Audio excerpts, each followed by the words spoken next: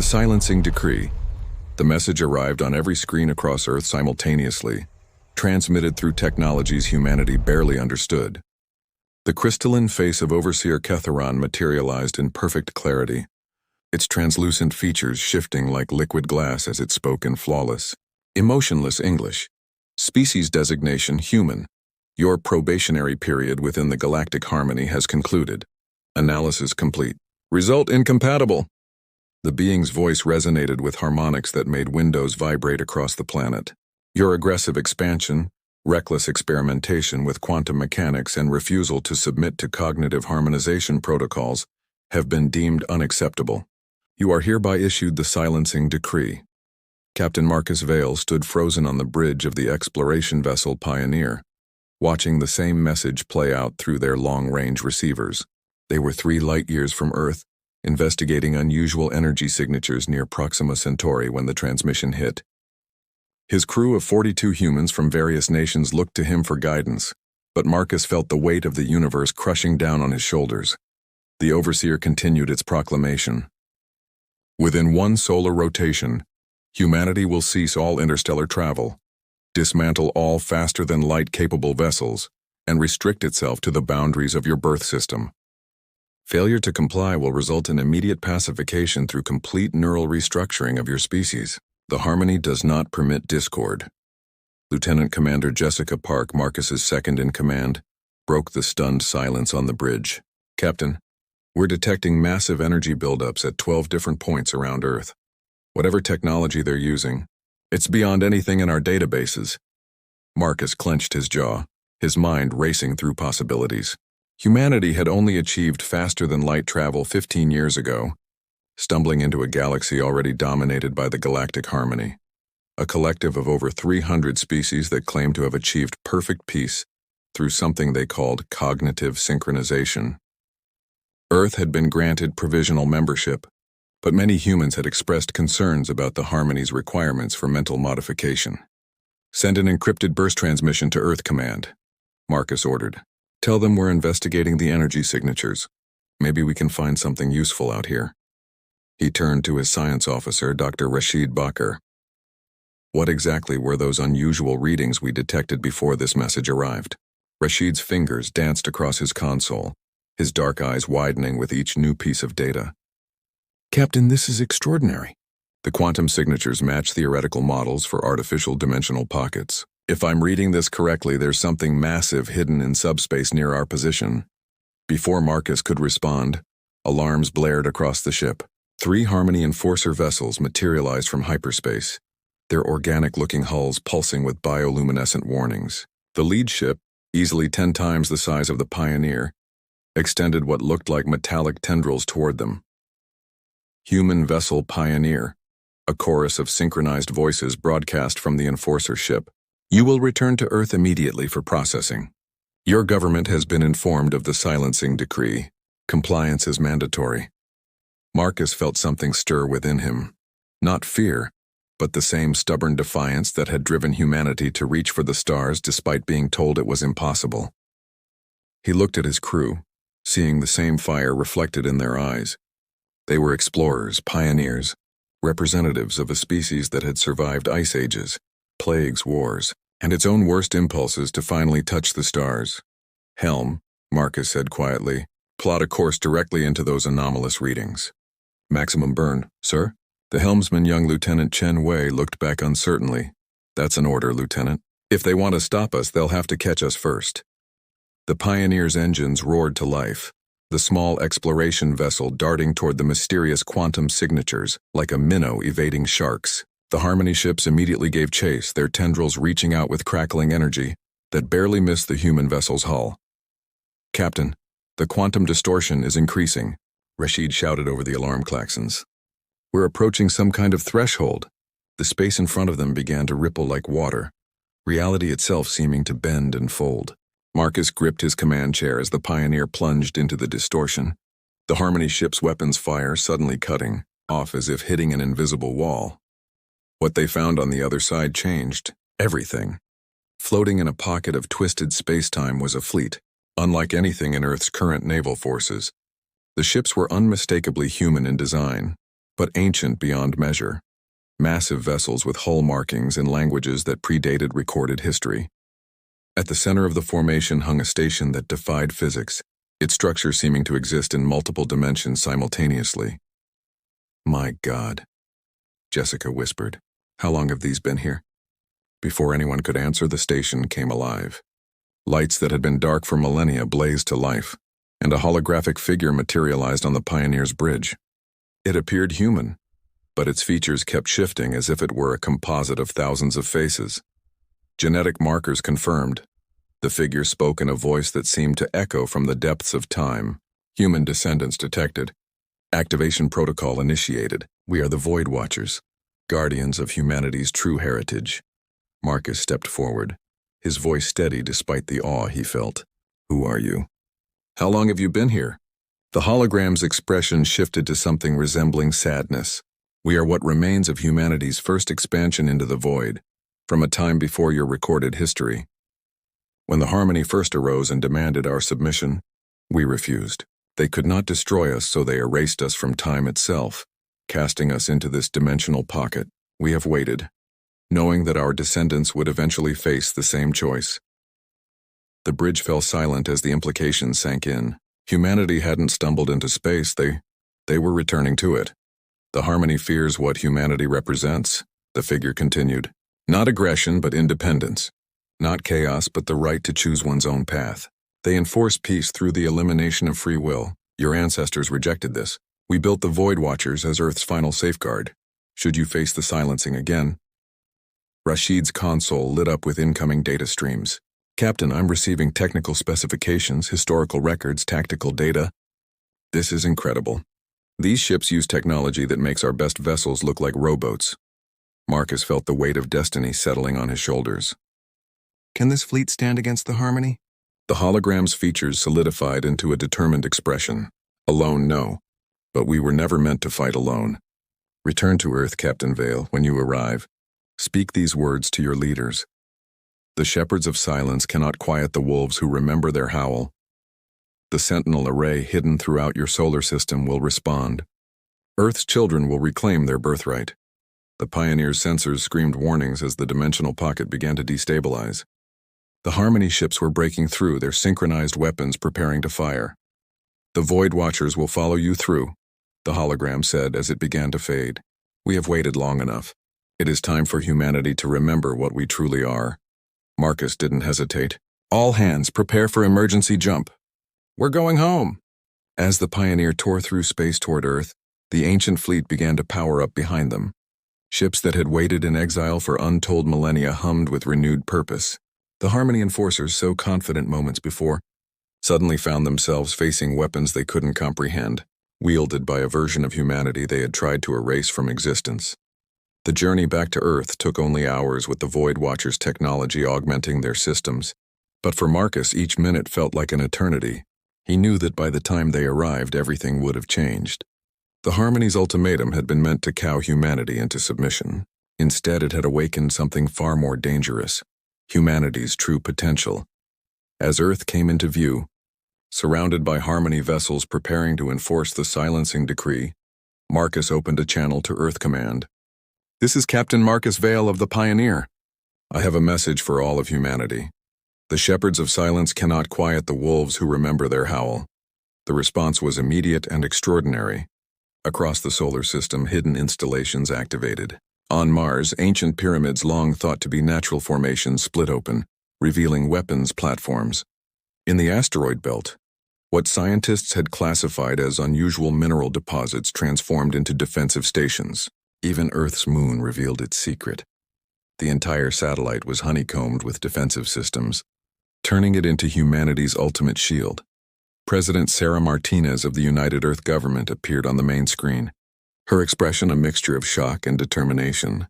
"Captain Vale, what have you discovered?" "Our true history, Madam President," Marcus replied, "and our path forward. Humanity didn't crawl into space, we're reclaiming it." Behind the Pioneer, the Void Watcher fleet emerged from their dimensional prison like avenging angels. The Harmony vessels, so imposing moments before, suddenly seemed small and fragile against the backdrop of humanity's hidden legacy. Overseer Ketharen's crystalline face appeared on all channels, its perfect composure cracking for the first time in recorded history. This is impossible. You were erased. The records were purged. Humanity has no such technology. The holographic representative of the Void Watchers materialized beside President Martinez, its shifting features now showing clear pride. You erased our bodies from your reality, Overseer, but you could never erase our spirit.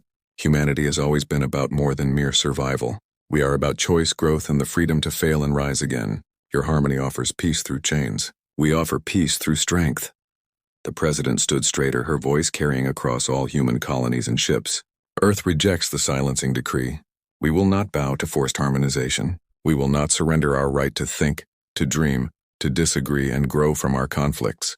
If the galactic harmony truly seeks peace, then let it be peace between equals, not masters and slaves.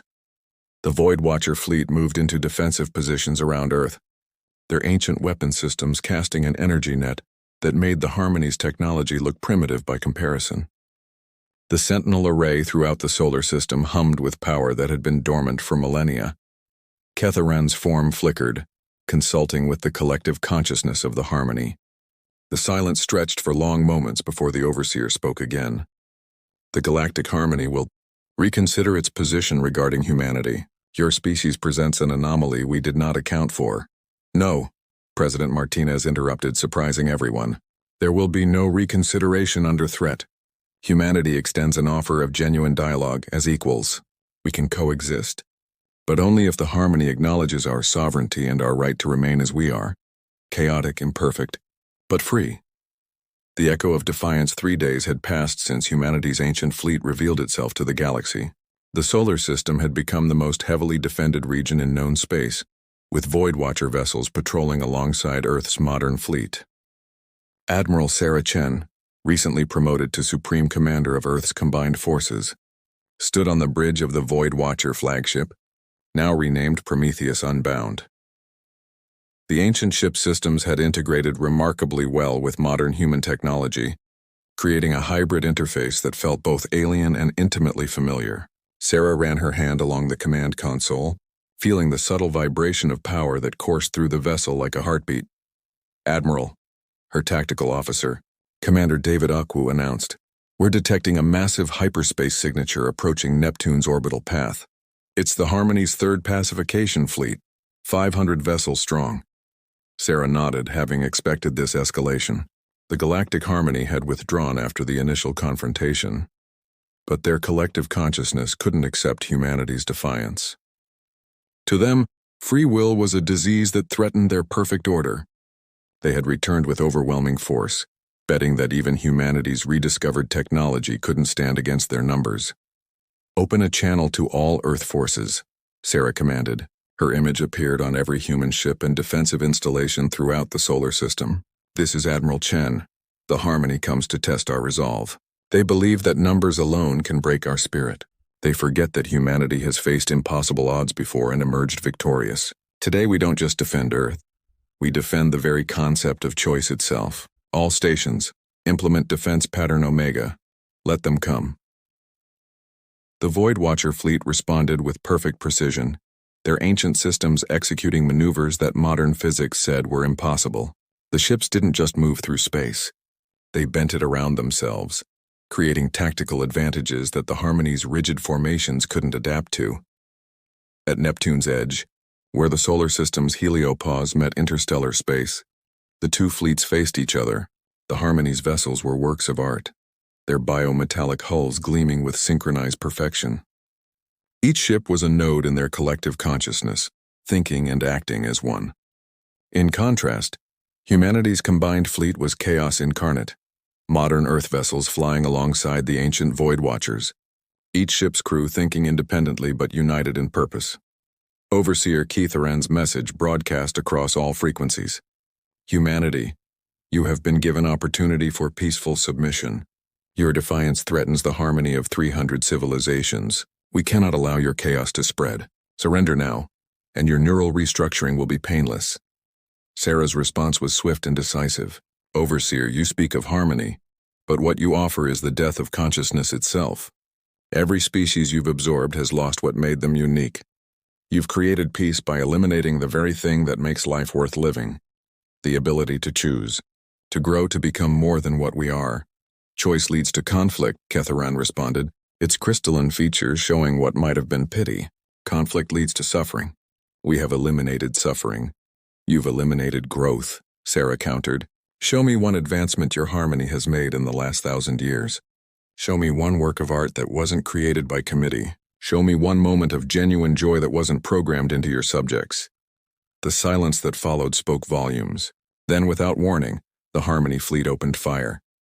The space around Neptune erupted into a light show that would have been beautiful if it weren't so deadly.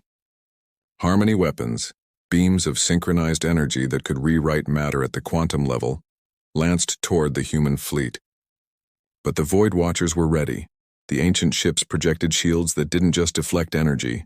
They absorbed it, converted it, and sent it back transformed. Where Harmony weapons sought to impose order, the Void Watcher defenses introduced controlled chaos, creating feedback loops that shattered the synchronized attacks. Admiral, I'm detecting something unusual, Commander Akwu reported, his voice tense with excitement. The Void Watcher ships aren't just defending, they're broadcasting something.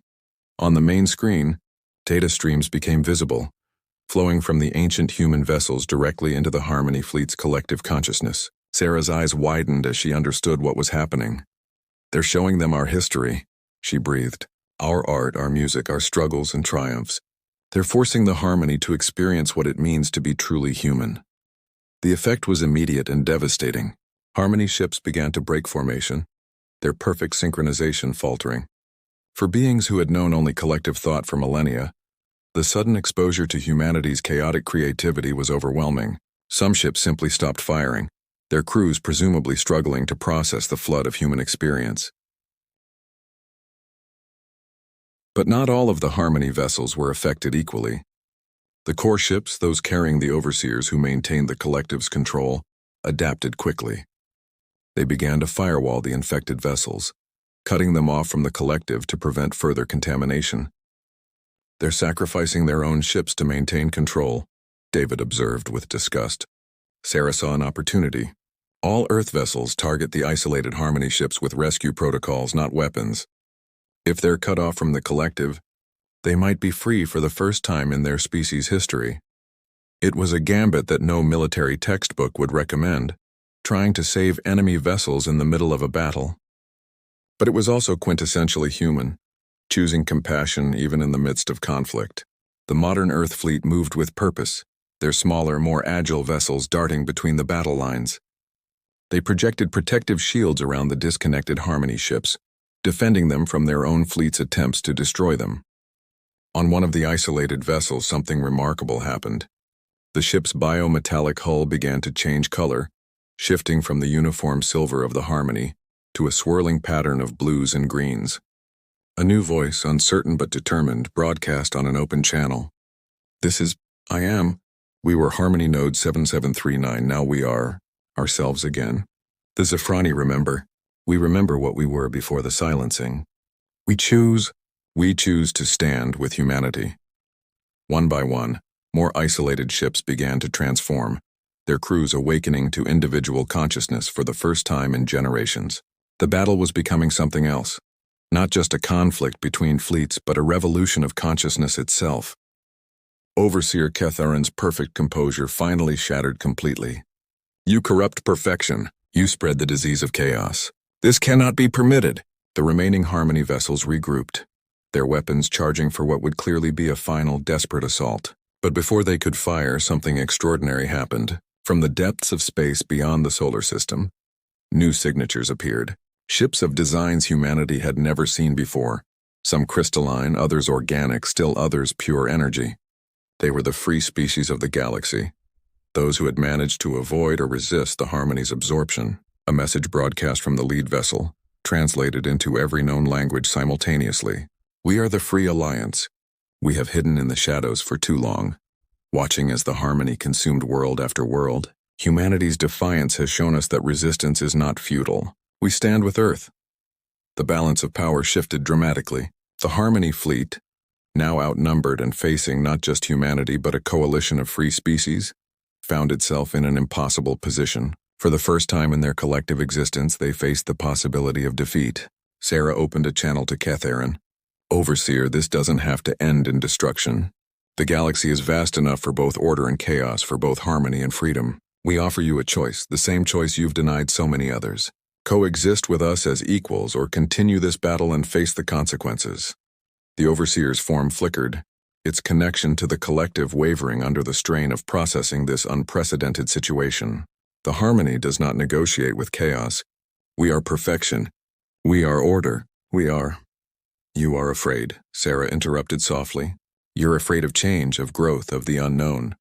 But fear isn't harmony, it's stagnation. Real peace comes from understanding, from accepting differences, not from erasing them. The bridge of the Prometheus Unbound fell silent as everyone waited for the harmony's response. The moment stretched into eternity, the fate of countless civilizations hanging in the balance. Finally, a new voice spoke from the Harmony Fleet. Not Catharin, but a chorus of voices. Some synchronized, others speaking independently. The Harmony, I request time to process this new paradigm. We will withdraw to discuss, to think, to choose.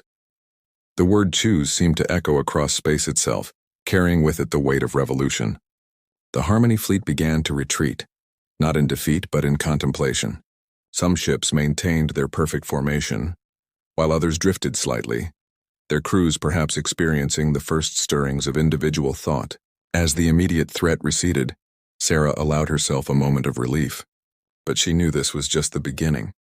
Humanity had not just defended itself, it had lit a spark of freedom that would spread throughout the galaxy. President Martinez appeared on the communication screen, her expression mixing exhaustion with hope. Admiral Chen, what's your assessment? We've won more than a battle, Madam President, Sarah replied. We've started a revolution of consciousness. The galaxy will never be the same.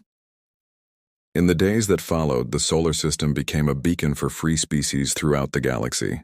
The ships that had stood with humanity brought representatives of dozens of civilizations, each with their own stories of resistance against forced harmonization. The Void Watchers shared their ancient knowledge freely, helping these species rediscover technologies and histories that the Harmony had tried to erase. Captain Marcus Vale, now serving as humanity's first ambassador to the Free Alliance, stood in the newly constructed Unity Station orbiting Earth. Through the transparent aluminum windows, he watched as ships of every design imaginable came and went, their crews learning from each other, trading ideas and celebrating their diversity. It's remarkable, Jessica Park said, joining him at the observation deck. A week ago we were facing extinction. Now we're at the center of a galactic renaissance. Marcus nodded, his thoughts drifting to the holographic entity from the Void Watcher station. Our ancestors knew this day would come. They prepared us not just to survive, but to inspire, to show the galaxy that there's another way. A gentle chime indicated an incoming message. The holographic form of the Void Watcher representative materialized beside them, its shifting features showing what might have been satisfaction. Captain Vale, Commander Park, it greeted them. I bring news from the frontier. 3 more Harmony nodes have chosen independence. They seek guidance on how to exist as individuals while maintaining their species connection. We thought humanity might have insights to share. Marcus smiled. We've had some experience balancing individual freedom with collective responsibility. It hasn't always been easy, but that's what makes it worthwhile. The representative's form solidified slightly, taking on more distinctly human features. Your species has a saying, one from many one. The Harmony enforced the one by eliminating the many. You've shown that true unity comes from choosing to stand together, while remaining yourselves. As the days turned into weeks, the transformation continued. The Galactic Harmony, once an unstoppable force of homogenization, found itself fragmenting. Some sectors maintained their collective consciousness but opened dialogue with the Free Alliance. Others embraced full independence, their species rediscovering individuality after millennia of suppression. Earth became the de facto capital of this new galactic order, not through conquest but through inspiration. Human schools welcomed students from across the galaxy, eager to learn about Earth's chaotic but vibrant approach to civilization. Artists, scientists, and philosophers engaged in exchanges that would have been impossible under the Harmony's rigid control. Admiral Sarah Chen, now serving as the head of the combined Galactic Defense Force, often reflected on how close humanity had come to losing everything. Standing on the bridge of the Prometheus Unbound, now permanently stationed as Earth's guardian, she watched the constant flow of traffic around the planet. "Admiral," Commander Okwu approached with a report. "We've received word from the Harmony's core worlds. Overseer Ketheron has been replaced by a council that includes both collective and individual representatives. They're requesting a formal peace treaty and an apology for what they call millennia of misguided protection." Sarah raised an eyebrow. "An apology? From the Harmony?" "It seems exposure to human stubbornness has taught them about admitting mistakes," David said with a grin. Sarah couldn't help but smile. "Schedule a diplomatic meeting. Make sure President Martinez and Ambassador Vale are included. And David, make sure we have plenty of coffee. If they're going to negotiate like humans, they'd better be prepared for long discussions." As the message was sent, Sarah looked out at the stars. Humanity had faced its darkest hour and emerged not just victorious but transformed. They had awakened not just their own ancient fleet, but the consciousness of an entire galaxy. The void that had once demanded silence now echoed with the voices of free species, each adding their unique note to a symphony of diversity. And at the heart of it all, humanity stood as proof that sometimes the greatest strength came not from harmony, but from the beautiful chaos of choice. The Galactic Council had pushed too far, and in doing so they had awakened something far greater than Earth's ancient fleet. They had awakened the indomitable spirit of freedom itself, and the galaxy would never be silent again.